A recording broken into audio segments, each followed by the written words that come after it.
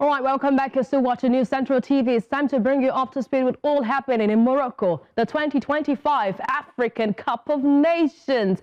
I have been looking out for upsets. I have been looking out for the shockers coming from the African Cup of Nations, and I think I've gotten one. Yes, I have. It will be Mali. What happened in that match? The round of 16 encounter. Mali miracle, that's what I call it. Tom sent fit and his miracle, but they say there was something else. There was a force behind this performance. We'll get to it because video popped on social media showing that Mali, allegedly, one of the members had given a huge sum to a very popular magician. That's what they say. We saw the word of cash being handed to the popular magician to have them get this favor at the round of 16 of the African Cup of Nations. Now you can see what happened. Mali got a red card. Mali from nowhere got a penalty. Mali from nowhere were able to hold their own, and now they're in the quarterfinal of this encounter. See, everyone who comes to me and says that it was a Mali miracle, I say it's a lie. Okay. If you watched yesterday's show, I was telling Favor, I said, listen, the resilience of the Malians on the field of play is fantastic. It's out of this world. The Malians are a very stubborn team. And if Tunisia don't get their acts together, they will make them go to withdraw and maybe a penalty. I said that yesterday. And it happened. Now, everybody underrated Mali before this game. Why? Because all their matches were never won. They were all draws. And they qualified with draws. All 3 games were draws. But against Tunisia, it was going to be a different ball game. Tunisia were able to play Nigeria and do so well in the second half with the miracle of Hannibal Mejbri. That was all that happened. He actually... He was held by a dubious VR decision. Yeah, but Mali have always been that boogie team. They will always remain stubborn. They will come back at you. They never stay down. They come back up at you. And they did that against Tunisia, got their draw, despite a red card. And don't forget, in football, don't forget, there's this saying that states that 10 men are harder to beat than 11 men. All right, do we give the glory of this Malian team to the coach? Because I remember at the last African Cup of Nations, we are seeing the same Mali. This is the same Mali we saw, the Malian team we saw, irrespective of the coach. Apart from the coach that was being drenched in water. Yeah, waterman. Pretty much the same coach, pretty much the same team. I have to give Tom Senfit all the credit. A lot of people never really give coaches credit for how the teams perform. But it's like saying a car is pretty much nothing without a driver. And whether a team does well or doesn't do well, it still goes back to the inputs of a coach. A red card in the 26th minute, they managed to stay compact for as long as possible, conceded late, despite that they still kept their heads up and still managed to get another penalty, played another 30 minutes extra time as well, still keeping faith, and even in the penalty shootout as well, a lot of credit must also go to the Malian goalkeeper as well. 2 saves in that shootout. I mean, it was a masterful performance in how to keep compact, how to concentrate, how to basically keep your eyes on the prize. And it's what I think Wally hinted at recently, just now, about how you must keep your focus and you must always stay difficult to beat. 10-man, playing against 10-man, even for those who've done rudimentary coaching, at some point in coaching, a coach usually takes off 1 player, 2 players to see how their team will adapt to the situation, and that's exactly what they did. All right, are we overlooking the voodoo claim here? Are we overlooking the voodoo claim here? Because sometime last year, was it the year before, we actually had an Ifa priest on one of our shows talking about the efficacy of juju or voodoo in football, and he said it doesn't exist.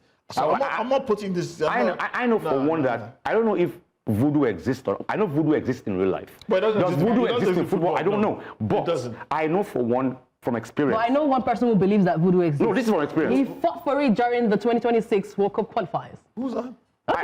I know somebody for experience. This is from experience. Most of our footballers, former footballers, Stephen Keshi, Rashidi Yekini, most of them, whenever they had injuries, this guy is in mile 2. He's still there. Very old man. He's in mile 2. And every time they get a broken leg or a thigh injury, these guys never went to the hospital. Siasia for 1, Keshi for 2, never went to the hospital. They always went to that guy. And the guy works with, if he first breaks the leg again, then uses voodoo and herbal creams and all that and gives them agbo and all that. He's just a native healer. He's a chiropractor. Why don't you go to the hospital and go to a voodoo man? He's not a voodoo man, just a native. But he does things before he treats the leg. He first check and use herbs. I think it's not only the use of herbs. He puts incisions and all that on it, and then he checks if this leg can be done or not. But I know that there's one thing, a constant here. Mali is a constant. And I remember that Eric Chelle only believed, he was the only one who believed that there was voodoo during that 2026. Oh, that's the person we're talking about. So that is one constant, Malian coach. All right, let's move ahead right now. Algeria have been handed a major concern ahead of their AFCON 2025 round of 16 encounter against DR Congo after Ryan Ait-Nouri. He was first to leave training in an ambulance. Now, the defender, a key starter in their 3 group matches, exited the session early, and he was taken back, I beg your pardon, to the team hotel, raising fears over his availability for Tuesday's knockout tie. Reports from Algerian media later indicated that the Manchester City fullback is battling a severe flu, with medical staff closely monitoring his situation. No official update has been confirmed yet for Ait, but with a late decision expected before kickoff, that round of 16 encounter.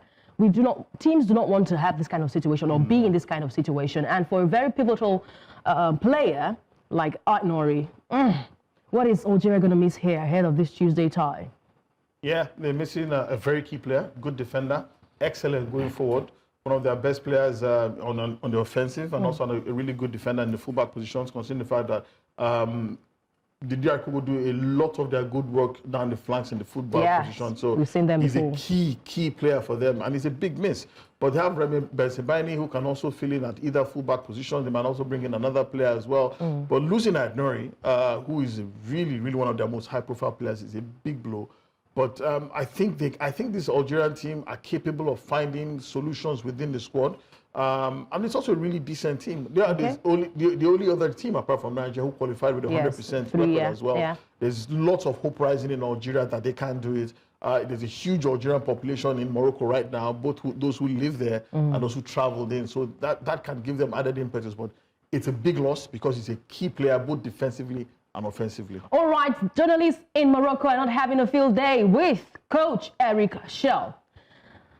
They are talking about a media blackout. Now, I'm a bit confused. I'm not going to read the brief here concerning this because I'm a bit confused. You have 15 minutes to take the Super Eagles training. The coach makes the call. He lives and dies by his decisions. The coach says, I do not want these distractions. People are asking, are journalists distractions to the Super Eagles of Nigeria? If this coach fails in any way, especially the round of 16, the first people that will throw the shot will be journalists. Tactical trainings are not revealed to anyone, not even journalists. So I'm wondering why journalists in Morocco are not having a field day with Coach Eric Chelle. The truth be said, we're all journalists here. But love it or live it, unless we want to lie to ourselves, sometimes the media can be a distraction. Sometimes. They can be a distraction, that's one. And then two, some of us who are journalists, some are actually not ethical. And in the course of trying to sensationalize their headlines and want you to listen to them or watch them or read them, they tend to go out of they misconcept the situation and give people a different. So I think Chelle is on the side of media is going to be a distraction to me and my guys and the things they say. I remember the last Nations Cup. Yeah. Alex Iwobi actually went off social media because he was upset with the things they were saying about him on social media. So sometimes, yes, I'm a journalist, but I'm saying this honestly. We can be a distraction sometimes. But does this protect the players or causes unnecessary tension? I think Eric Chelle is... emotions are rising right now. True. Eric Chelle is well within his rights because at the end of the day, the NFF is going to sack Eric Chelle. If he doesn't, they're not going to sack him. Not the media. They're not going to sack the media. So the man has to decide how he wants to prosecute his campaign. You must also remember that it's basically 2 days before game day.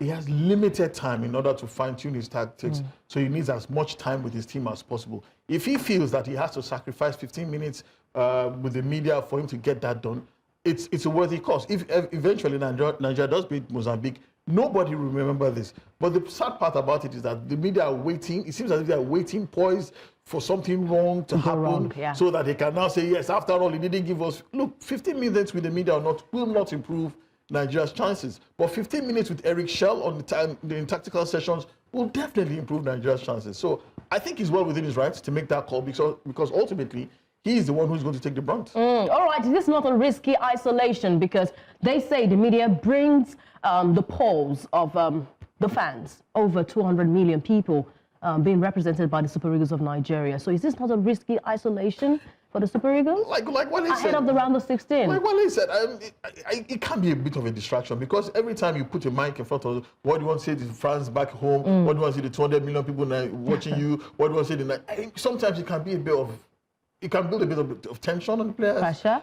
Pressure as well. The fact that you know that you're carrying the hopes and dreams of over 200 million people. But can it be a motivation? It can too. It can be both ways, yeah. The Algerian national team coach came out and said, we're going to take every match like Nations Cup finals, which means we're expected to take, Nigeria is expected to take every match like a new game, like a final. And Alex Iwobi said on News Central here that, listen, our coach has told us take every game like a final. As far as we're concerned, we've only left a phase of the Nations Cup. We're in a new phase now, and we're taking every game at a time. The honest truth is, whether we like it or not, this team, they're under pressure. Yes, true. They already know that they failed Nigerians by not qualifying for the FIFA World Cup. They're also now condemned to basically right that wrong by winning an Africa Cup of Nations. So the less pressure we give them, the better. So if Eric Chelle doesn't want 15 minutes, I think he's entitled to that. It's this same journalist that will interview Alex Iwobi or Osimhen, for example, and so Osimhen will say, don't worry guys, I'll win the match, and then they lose. It's still us that will go back and say, okay, good. Osimhen said he promised he was going to win. But we have to do our jobs. I'm speaking right now. If it affects their own everyone had to make expenses to get over there to Morocco to cover this competition. But let's connect with our correspondent Udoka Njoku, who is live at the State of Affairs with more. Right now, I understand that the Super Eagles, they're having their pre-match presser, and Coach Eric Chelle and the captain of the side, Wilfred Ndidi, were representing the team. So, Udoka, thank you so much for standing by. What are the key messages coming from Coach Chelle and the captain, Ndidi? Thank you very much, Onyechi, for having me. Well, the press conference is about to start in a couple of minutes' time. In about 5 minutes, it starts off. And for Eric Chelle and Wilfred Ndidi, of course, we're expecting them to give us an update on the team and what to expect against Mozambique tomorrow. And talking about the media blackouts, yes, journalists have been complaining since Christmas Day, since the game against Uganda. Of course, I would not be able to speak with the Super Eagles of Nigeria after the media parley. And for the media officer of Nigeria, talking about Promise Hugo, he said that he tried to ensure that the media gets a bit of coverage of the training, but of course, it was turned down by the coach, Eric Chelle, which has led to a lot of rampage, a rage from on social media from journalists across the country represented here in Fez, Morocco. And those questions will be thrown to Eric Chelle, I promise you that, and he would have to answer to us why he had to shut down the media. I don't think it's about distraction for the Super Eagles of Nigeria. These journalists have traveled from far and wide to get coverage of what's going on with the Super Eagles of Nigeria. And if we cannot report anything to our several organizations for 3 good days, then it doesn't speak well of the Super Eagles of Nigeria. They should be able to encourage the media to break news and stories to the organizations they all represent. All right, I understand there will be 15 minutes allowed for journalists to take the Super Eagles, of course, their workouts, and also get players. This is just a directive from the Confederation of African Football that there must be players that journalists must speak to on match day -1. So with this 15 minutes allowed, how are journalists reacting that they would have this time, this luxury of time, to talk to the players and also peak their training? Well, we'll be there. The training kicks off by 6 p.m. later today, so we'll be there to ask the players some questions. About 4 players represented at the media zone for responses to questions. So by 6 p.m. today, we would be there to get those questions out and answers for the players and also provide a bit of the training. And surprisingly so, for Mozambique, they had their training earlier today. 10 a.m. this morning, they had their training. And a few of the media people knew about the training, and we were able to get a few clips from that training just before the press conference, because the distance from the stadium to their training ground is it takes a few minutes to get to that zone. So yes, Mozambique have had their training. That's the final training ahead of that game against Nigeria. While Nigeria will have their training later today by 6 p.m., we'll get to cover that and also bring more reports to News Central. All right. Oh, sorry, Udoka, I know that language might be an issue, especially with Mozambique, considering the fact that they're Portuguese speaking. But have you been able to speak to any Mozambican journalists or get any excerpts or insights into the Mozambican team? how they're preparing for this match, fact that also the country's president has also motivated them. Do they believe that they can win this? Yeah, of course. We've spoken to a few of them, and they are not so convinced with the team, but yeah, they've agreed on what the president has promised the Mozambican players. But of course, football is played on the pitch, and even after the press conference today for Mozambique, there will be around 12:15. After the press conference, we'll feel the pulse of the Mozambique coach, captain, and of course the few journalists who will be represented here at the conference, which is about to start for the Super Eagles of Nigeria. All right, thank you so much, Doctor, for those updates there. Please be safe and make sure you keep us abreast with every single detail as they break. Thank you. Have a lovely one. Welcome back. You're still watching News Central, our AFCON Express. That's the update coming from the 2025 African Cup of Nations. Still have two gentlemen in the studio. Sports editor for News Central TV, Babatunde Koiki. And we've got, I will not use onion now. I know your metal.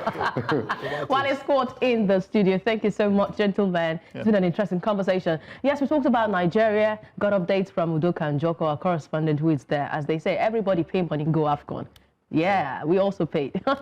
All right, it's time to talk about a team I have a close eye on, and that's Senegal.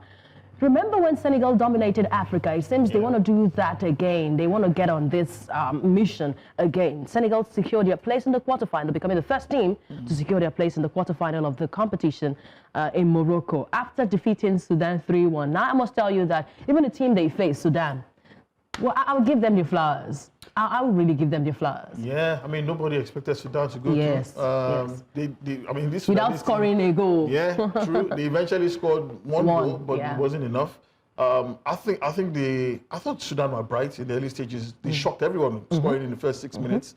That really set the cat among the pigeons. But when you are a Senegalese team that is as experienced and as talented and as focused, and also as ruthless as they are, it was a question of when, not if, they were going to be broken down, and there were no surprises. The cream always rises to the top. When you have the likes of Sadio Mane and Crepin Diatta on the pitch, it's a matter of time when you begin to show your quality. Now, I think Senegal might have missed the services of Koulibaly at the back, but I think they eventually made up for it with the goals that they scored. That now pretty much put Sudan under pressure. They were not able to go forward as they I would have liked. But I thought that Senegal were very professional in their performance. I never thought they got out of gear 3. If they needed to have scored more, they would have. But the little that they showed that they're still one of the dark horses to win this tournament. This is the team that, for the last 10 years in African football, they have consistently been one of the teams to watch out for. Reached semi-finals multiple times, reached 2 finals back-to-back before eventually winning it. And this is the only team, remember, this is the only African team that has beaten the much-dreaded England national team. So it's a team with pedigree, it's a team with talent, it's a team that has tournament know-how. So I'm not surprised at the scoreline. All right, but you can see the mix in that squad. We're having a 17-year-old creating great moments for Senegal there. So Senegal is in good hands when it comes to the future, because no doubt. You can see they're under 17. They had to take players from the under 17 to make the senior men's national team, and they are stepping up the play. I pity Sudan. Sudan tried to play the mind game. They tried to play the emotional game. They actually brought some African countries over, saying that if they win this match, it could actually stop the war in Sudan. So that was a mind game, that they could actually use football to actually, which is possible really, but they can't win the Nations Cup though. Because I remember at a point in time during the Civil War, the Biafra War, Pelé was in Nigeria and the war was stopped for 3 days. That's what football can do. That's how powerful football is. You also remember Côte d'Ivoire as well, Didier Drogba. So really, the truth be said, that was mind game, but they played very well, scoring in the 6th minute. However, the Senegalese coach has impressed me. He's got a fantastic squad there, one of the most talented in the Nations Cup so far. I was wondering how Sudan would stop Jackson or Sadio Mane or one of them, or Gueye, but of course they couldn't stop them. But actually putting confidence in a 17-year-old boy and bringing him in, and the guy goes to actually score or goal. 77th minute. I think that's fantastic. I think that will give that boy all the confidence he needs in the world. There's something we always say in football, in that if you're good enough, you're old enough. True. Because in some parts of the world, they believe that, well, especially in Nigeria, that he's too young, he should wait for his time. There are coaches who believe that if you have the talent, your age doesn't really matter. Sure. But Genetro did not believe that. You know, Seaman for 20, come on, he did not believe that in 2019. Yeah, people thought that Osimhen was one for the future, and also the fact that the likes of, what's his name, he was on air yesterday. Yeah. Super Eagles strike, Odion Igalo, was still a bit ahead of him in terms of maturity and tournament know-how, but everybody knew that Osimhen was one for the future. All right, let's move away from there and talk about South Africa. Now, South Africa will be looking to meet Cameroon in Rabat. That's for Sunday for the quarterfinal place. And remember, it's going to be a reunion for Coach Hugo Broos as he's meeting his former side. That meeting came nearly 30 years ago when host South Africa stunned the Indomitable Lions 3-0 in 1996 opener. Bafana Bafana arrived confident under Coach Hugo Broos, the coach who led Cameroon to an AFCON glory in 2017 and is now chasing South Africa's first continental since 1996. Can the 73-year-old, can he rebuild this side? Can he make what happened? How he led Cameroon to that AFCON glory? Can he give this glory to South Africa? Big questions arising concerning Coach Hugo Broos and the way he has been handling the Bafana Bafana. Let's have join us all the way from Johannesburg. We've got Robin Duke. Robin, thank you so much for joining us on In the Game. Hi, you guys. First wishes, compliment for the new season. Compliments to you also. Happy New Year to you. I know that it's going to be a reunion and we will get to know where the pendulum would swing, the heart of Hugo Broos. Does he still have his ex in his heart? Or he has the main chick right now, which is the Bafana Bafana, to concentrate on. He knows Cameroon better than any other coach South Africa has ever faced. But how significant is Broos's intimate understanding of Cameroonian football culture, mentality, and the tournament habits in this knockout scenario? We have to question him that if he still has Cameroon in heart, but he admitted it yesterday in a press conference that Cameroon, wherever he goes, will always remain in his heart. I mean, looking at what he did with Cameroon side in 2017, he overhauled the whole squad. And then they went all the way. I mean, look at Nicolas Kulu, Basa Gok, many of those players in that side. I mean, look at Vincent Abubakar, who was omitted for this AFCON squad. He was on fire. I mean, he scored the winning goal against Egypt in that final. So, Cameroon will remain in his heart. But, let's make it so difficult from us of what type of Hugo Broos will be like against Cameroon today, because as I said, he's got this something that is living in him about Cameroon based on what he did with the squad in 2017. So we'll wait and see what happens. But my take is that Cameroon in any AFCON qualified can be AFCON finals match. Cameroon has never defeated South Africa. You look at 96 that you just made mention. Cameroon didn't beat South Africa and also in 2 AFCON qualifiers. In 2016 and also in 2017, because South Africa was in the same group with Cameroon that went all the way. Cameroon win the AFCON. We played 2-2 draw, in Limbe. And then when they came to Durban in South Africa, Cameroon, we played to a goalless draw. So we wait and see what will happen, come today, later in Rabat. All right, we're waiting to see. That's what everyone is waiting on. But we see Cameroon, traditionally, they thrive so well. Physically, I would give it to them. Physicality for the Cameroonian side. But, Robin, how poised is Bafana Bafana tactically to go up against a physical side like Cameroon? I want you to put this in note. How poised tactically can they go against a physical side like Cameroon? It's another worrying factor that we had in South Africa. When you look at in both games against Angola, or in all 3 group stage games against Angola, Egypt, and Zimbabwe, we were not at our best. We might have finished runners up, we might have collected 6 points, but we have not at our best, especially against Zimbabwe in the last game. To concede the amount of 2 goals, and although we showed character and to get a penalty later on, and also Napolis was able to convert that penalty. But it is a worrying factor to play against a team like Zimbabwe, and they conceded so many goals. And you look at Egypt as well in the second group stage match. Egypt played the entire second half with a man down when Mohamed Sahani was red carded, and when he clattered on on Tebogo Mkwena, and we couldn't just find a breakthrough. You know, it was the sideways passes on the side and returning back, and also on the other side returning back. When they tried to penetrate in the midfield, they were all intercepted. It was like a triple deck setup for Egypt that we were really struggling to penetrate. And so that was a worrying factor. Even when we brought in Sipho Mbule, who's going to come and unlock that now. And I mean, that deep lying defense of Egypt, we just couldn't. No, so that's a worrying factor from us that in terms of the number 10, we don't have anyone like in the same mode in terms of that you can just do something magician and can be able to unlock them and draw them out. So that's a bit of a problem from our side when you look at us, because you guys have a player like players who can able to unlock, you know, in terms of and number 10. Look at Adam Lookman in that number 10 role. He can able to unlock. So we don't have someone like that because Tambazwane was out injured for a long time. And then even though when he came back, he's fit right now. But Hugo Bruce just felt that, you know what, it's going to take time for him to get to that level that he required. So right now, that's a matchup problem that you might have, that even today's game, because of the physicality that Cameroon might have, we might go with a three-pronged midfielder that will just ensure that Cameroon doesn't dictate terms in that midfield. And then we can go in the front three that will try and then interchange that central forward position with the evident Mahope holding up play up top just to link up with the runners with the midfield. So that's a concern from our side that we don't have a number 10 that can able to unlock this Cameroon side.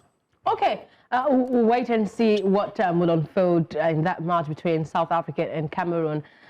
Just a minute, we take a quick break. When we return, we'll continue this conversation around what will unfold in that round of 16 between the Bafana Bafana and the Indomitable Lions. Welcome back. We're still having conversations around the big encounter between South Africa and Cameroon for the round of 16 of the 2025 African Cup of Nations. We have two gentlemen in the studio, Babatunde Koiki and Wale Sports. Then we have joining us via Zoom all the way from Johannesburg. We've got Robin Duke, and Robin has been all around being a coach. I think you should be the one in on the sideline for Bafana Bafana. Yes, maybe, because you went with your tactical analysis over there concerning how the Bafana Bafana should be able to position themselves against Indomitable Lions today. Let me just come to the studio. Wale, we've got Hugo Bruce, who has been very vocal in this African Cup of Nations, but it has not been a distraction for the Bafana Bafanas. He goes against his former side, a side who lifted the trophy under his tutelage. Let me verbally punch you and Udoka in the face. Okay, violence. Verbally. Okay. This is what the media do to you. This is the media part of us that Chelle is trying to avoid. You are giving Hugo Bruce this unfortunate hype that he doesn't know this Cameroon anymore. The Cameroon he knew are gone. He doesn't know this Cameroon. So please don't boost his ego by saying that he knows Cameroon. Which Cameroon did he know? This one?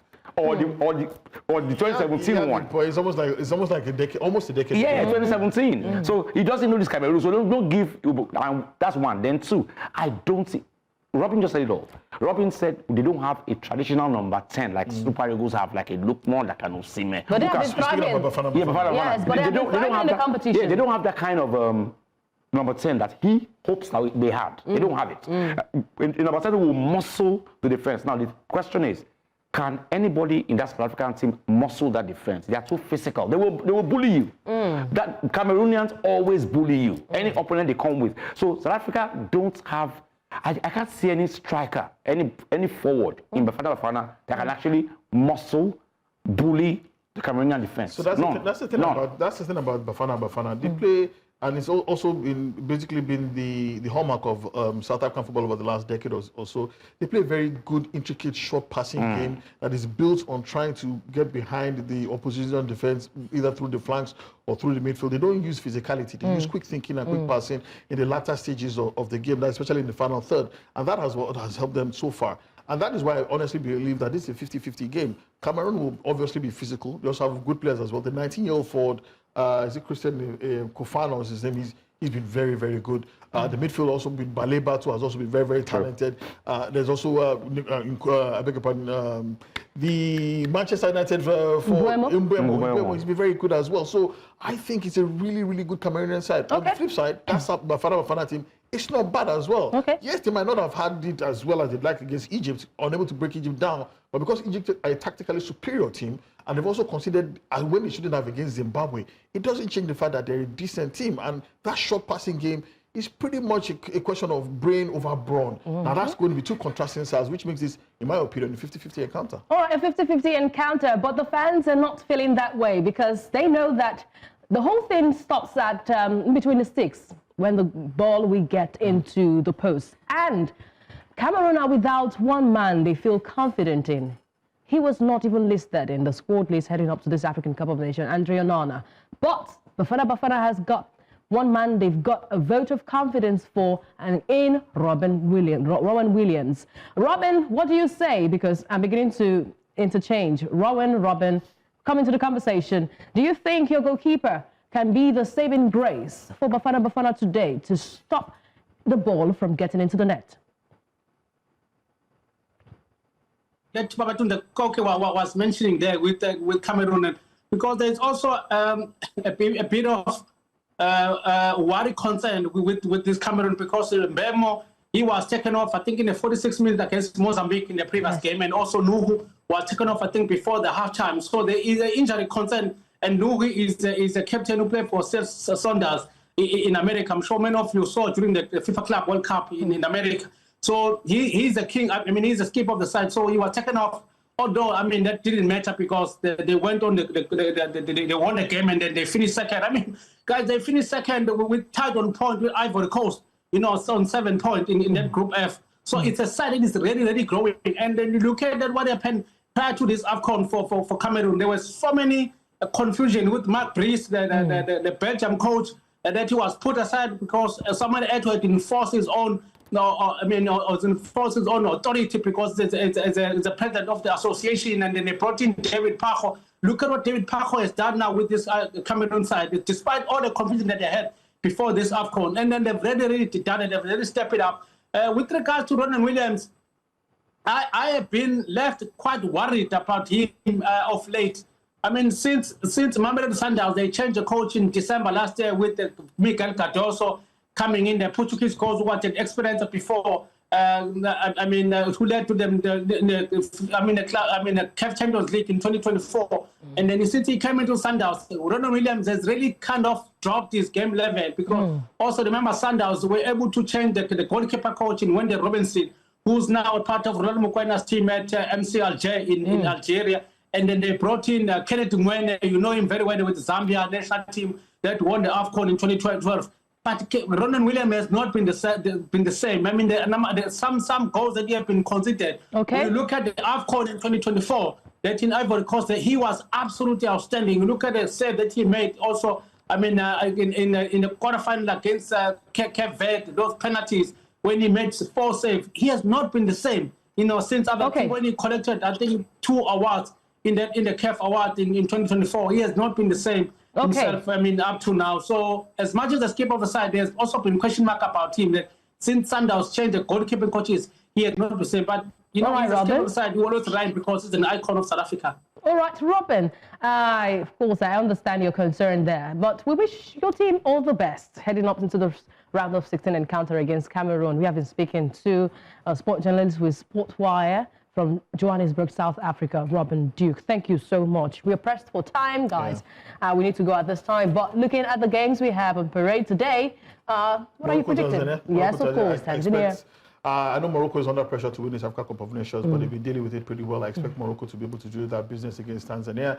South Africa versus Cameroon, I honestly believe it's a 50-50 game, but if it comes down to the brass tacks, I think Cameroon might just edge it. All right, Wale, in quick seconds, please. Cameroon for me, the host country, Morocco. They will go through to the quarterfinals. No doubt. All right, we'll wait and take you by your words. And I'm sure that your phone, those ones who came for you the last time to say Nigeria. They're always there. They always come. They'll always come. All right, this is where we draw the curtain on the show. You can follow, like, our social media platforms at News Central TV. I have been speaking with the sports editor, News Central TV, Babatunde Koiki, and Wale Squad, that's always having a lot of fans. Always good to be here.